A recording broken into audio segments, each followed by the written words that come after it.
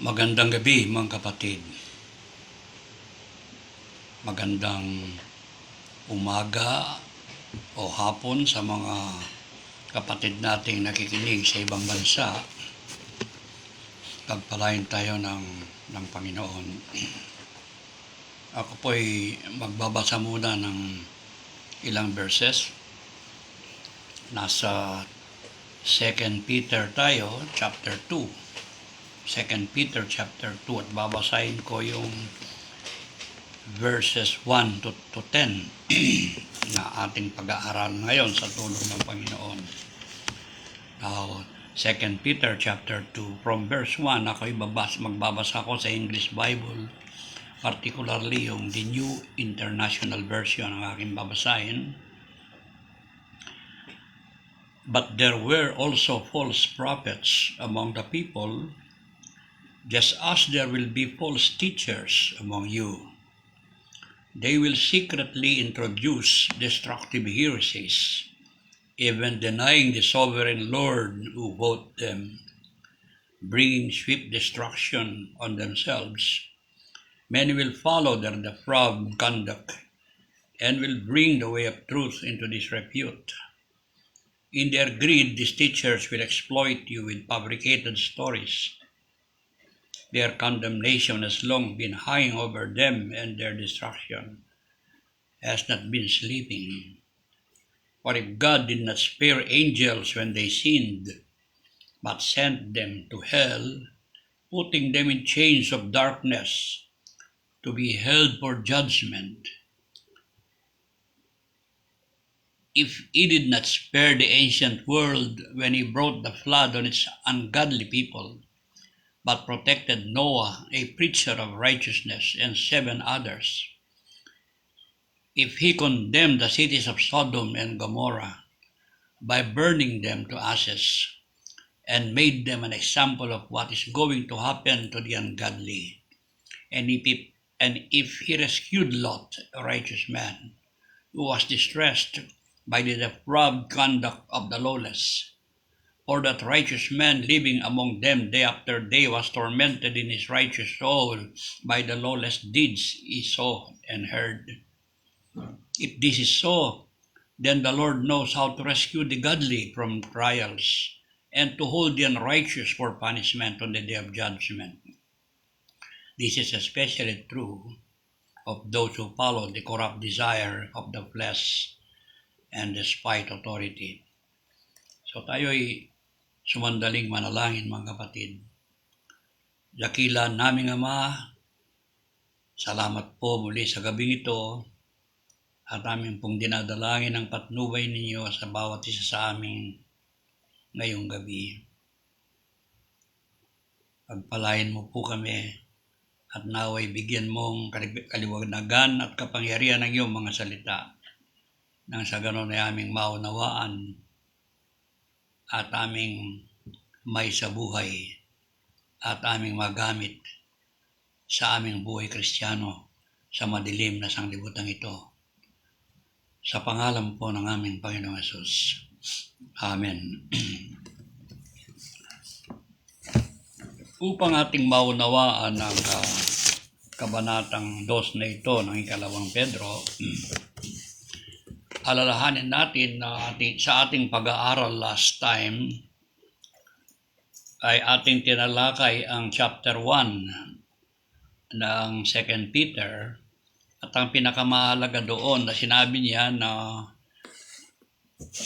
nire-remind tayo ni Apostle Peter, tayong mga Kristiyano, tayong mga mananampalataya, na huwag nating kalilimutan ang salita ng Diyos, ang katotohanan, at dapat nating isabuhay ito sa ating buhay araw-araw upang makita ang kabanalan ng ating Panginoon sa Kristo sa ating buhay.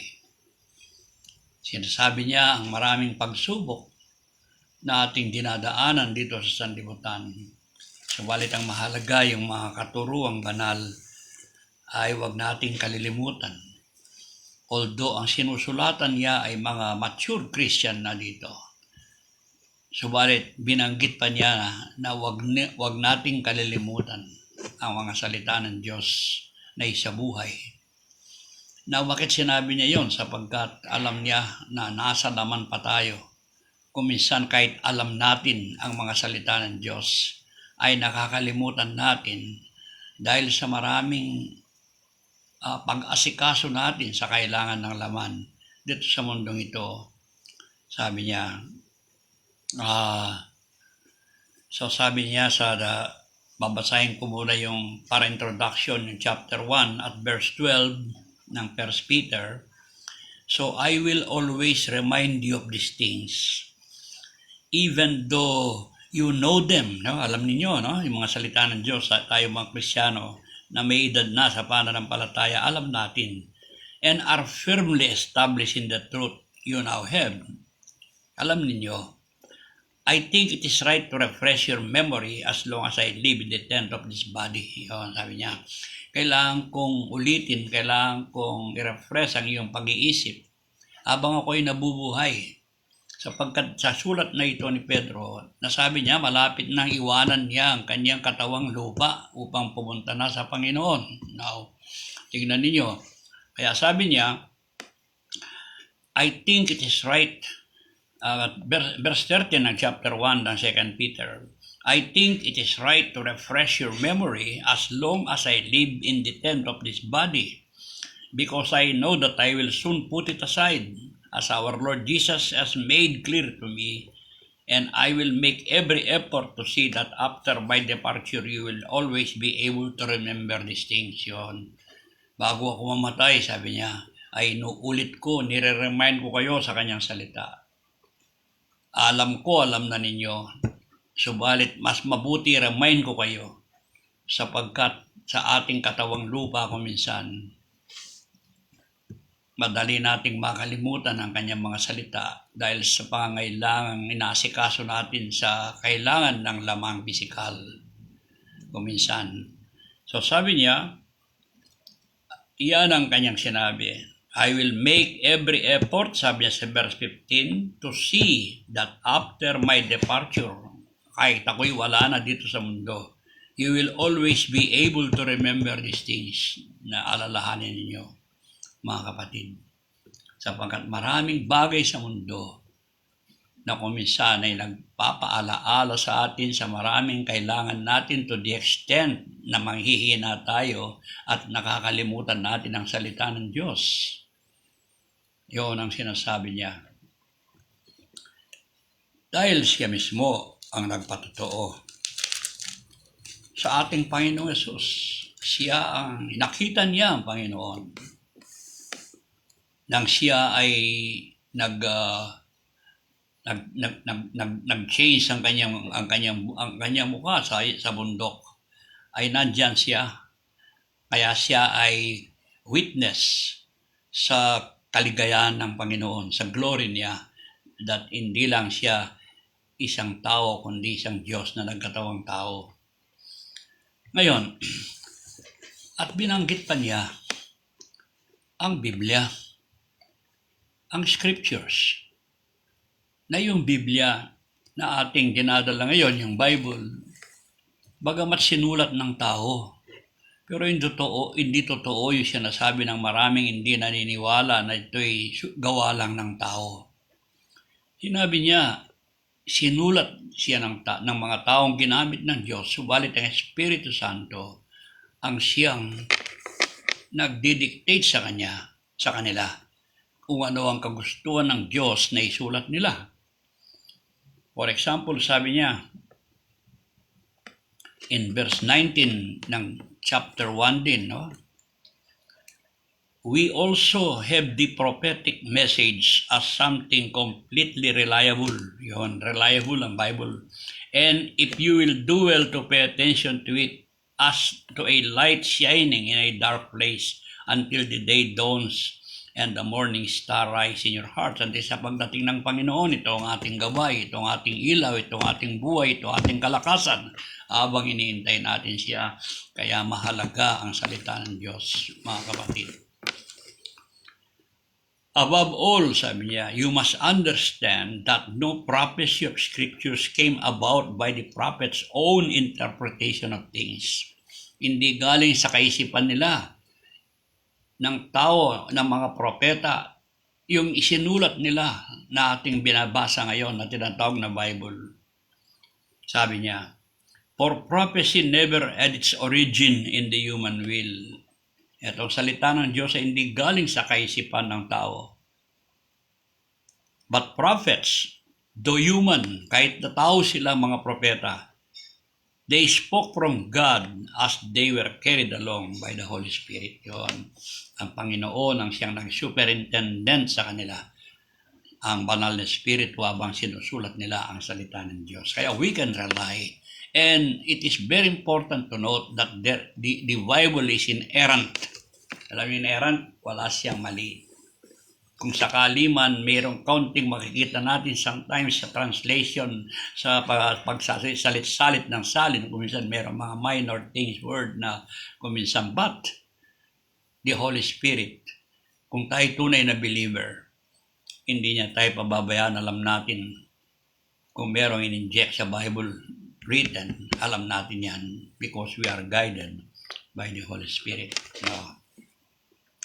Kaya sa kanyang pagpapatuloy sa chapter 2, mga kapatid, dahil si Satanas ay ang kanyang layunin ever since, even at the beginning of creation, ang devil is trying to sirain niya ang salita ng Diyos, to pervert the Word of God, to destroy the Word of God.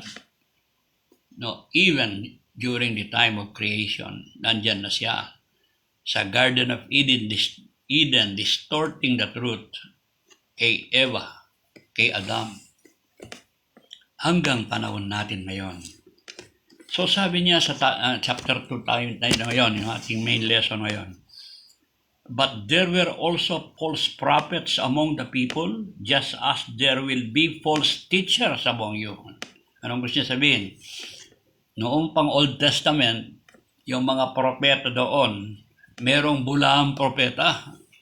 Merong propeta ang Diyos, the prophets. Yung mga book of prophets, particularly yung major prophet, Isaiah, Jeremiah, Lamentations, Ezekiel, Daniel, yung mga minor prophets from Hosea, Joel, Amos, Obadiah, Jonah, Micah, Nahum, Habakkuk, Zephaniah, Haggai, Zechariah, then comes Malachi. Those are minor prophets. And sa Old Testament, meron daw ding mga bulaang propeta.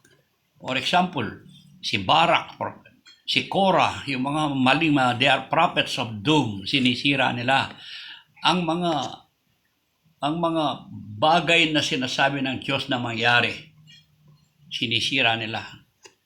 Sa panahon natin in the New Testament times, anong tawag natin dito? Hindi na prophets. Although in 1 Corinthians chapter 12, mayroong pang gifts of prophets, but the prophets doon ay teachers. Tandaan ninyo.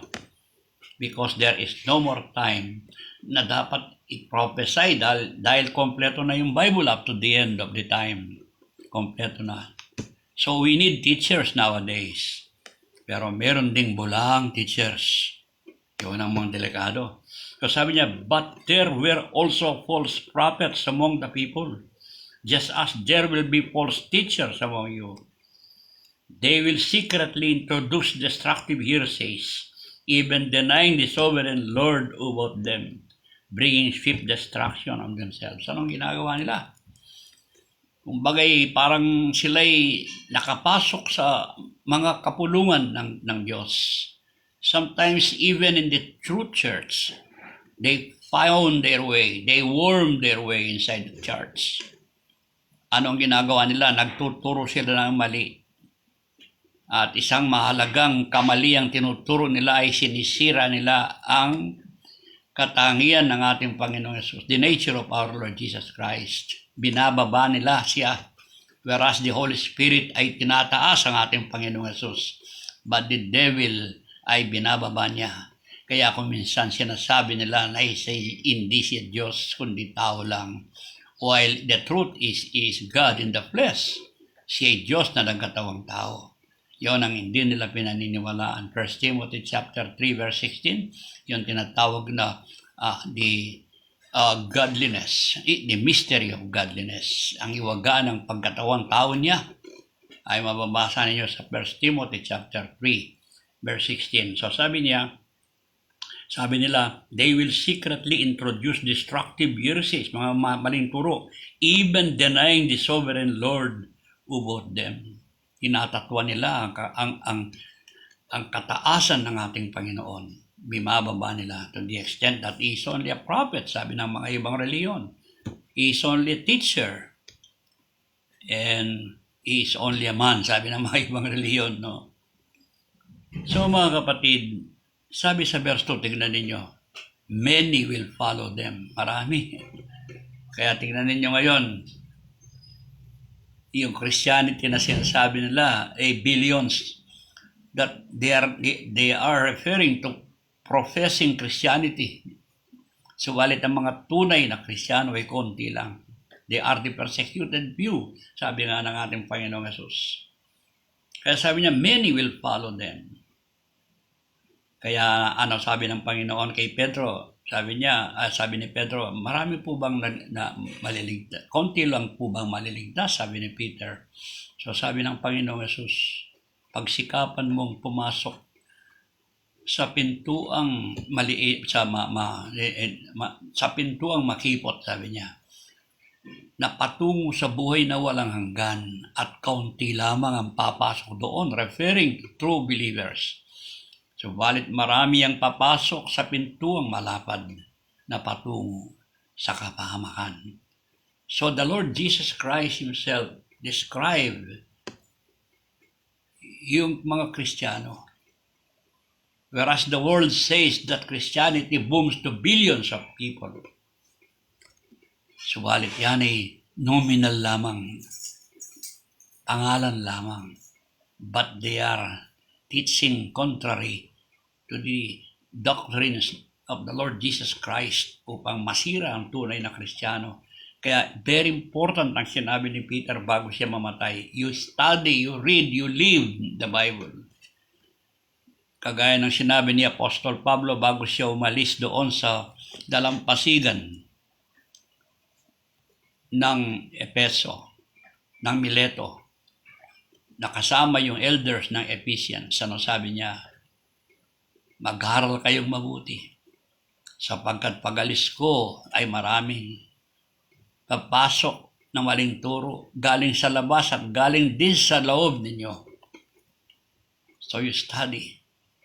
And the same as sinabi ni Peter, not only to the Christian Jews, but even to us today, Gentile who are Christians.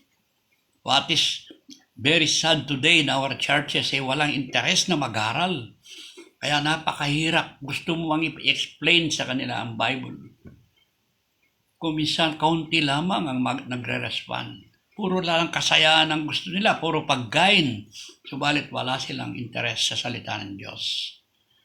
Yun ang sinabi ni Apostle Peter. Many will follow their depraved conduct and will bring the way of truth into disrepute. Sisirain nila ang katotohanan. Kaya ngayon, they are circumventing the Word of God. Nililiis nila sa katotohanan. Especially in the church, ayaw nila yung masyadong discipline sa church. They want puro kasayahan, happiness, love, in the nature of happiness lang. In the guise of happiness and merriment. And they call it love. Mga kapatid, this is very conspicuous in our modern churches today, mga kapatid. So, sabi niya, yung mga maling tagaturong daw ito, yung mga sumisira sa katotohanan sa iglesia, ay nakahanda daw sa kanila ang darating na kaparusahan. So sabi niya, tignan nyo, no? In their greed, these teachers will exploit you with fabricated stories. Their condemnation has long been hanging over them and their destruction has not been sleeping. Kahit ngayon, hindi pa sila pinarusahan ng Diyos. Nagtatagumpay sila, mayaman sila. Mga iglesia ngayon ay mayaman, but yun daw kaparusahan ay naghihintay sa kanila if they will not repent. Maliwanag, tingnan nyo, in their greed, chapter 2, 2 Peter verse 3, in their greed these teachers will exploit with fabricated stories, that their condemnation has long been hanging over them and their destruction has not been sleeping. Maaaring ngayon, masaya sila, maaaring ngayon nagtatamasa sila ng kayamanan, masaya yung mga charges, professing charges. Subalit, may naghihintay sa kanilang kaparusahan, kaya lang naghihintay pa sila. Naghihintay. Yun ang sabi niya, has long been hanging over them and their destruction has not been sleeping. Hindi natutulog. Dahil darating ang panahon na maghihirap sila at paparusahan sila ng Diyos. Now, in verse 4, kung paano sabi niya, ang mga anghel sa langit na sumalangsang sa Diyos ay pinarusahan ng Diyos at iniyagis sila sa Tartaro, sa impyerno. At kung papanong sa panahon ni Noah ang kasalanan ay pinarusahan ng Diyos, although si Noah at ang kanyang pamilya, 8 sila ay iniligtas niya. At kung papanong sa Sodoma at Gomora ay sinunog ang bayang yan.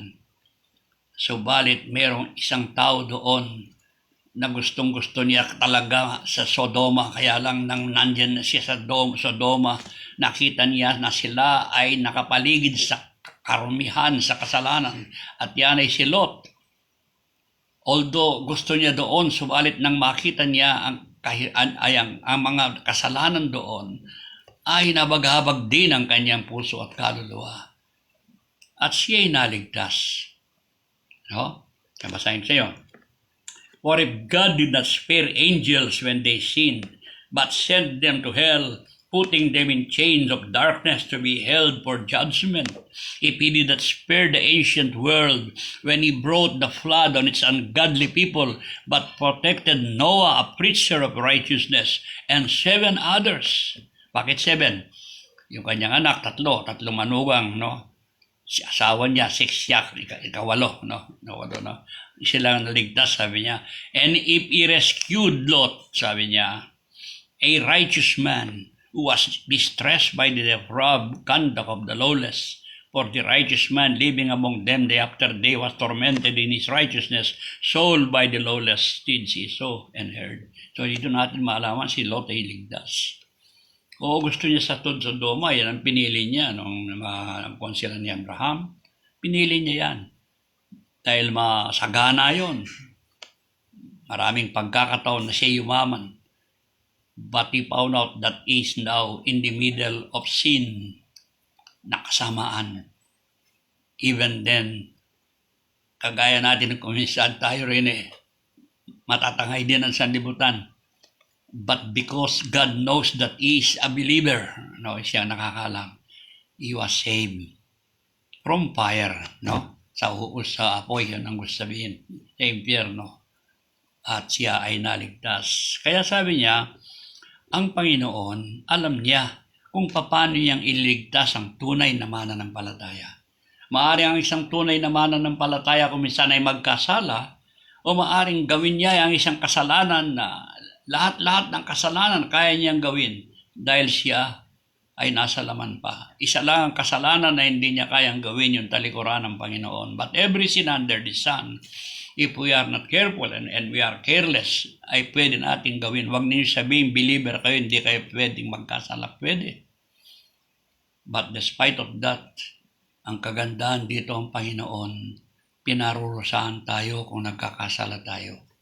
But we are saved because salvation cannot be lost.